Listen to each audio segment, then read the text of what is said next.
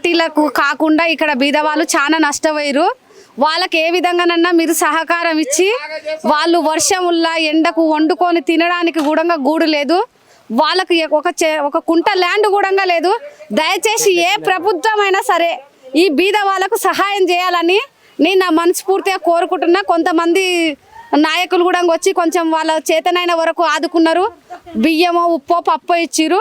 నేను ఒకటే కోరుకుంటున్నా, ఎవరైనా సరే ఈడ ఉన్న వాళ్ళకు మీ సహాయం చేయాలని కోరుకుంటున్నా. ప్రతి ఒక్కరికి ఏ నిల్వ నీడడానికి లేదు. వర్షములనే చూడండి, వర్షములనే వండుకొని తింటూరు.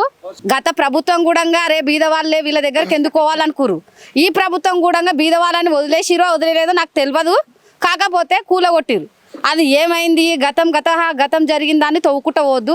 ఇక్కడ ఉన్న వాళ్ళకి మాత్రం సహాయం చేయాలని చేతులు వచ్చి మొక్కుతున్నా. 35 మంది నేలమట్టం అయిపోయారు, వాళ్ళకందరికి సహాయం చేయాలని కోరుకుంటున్నా.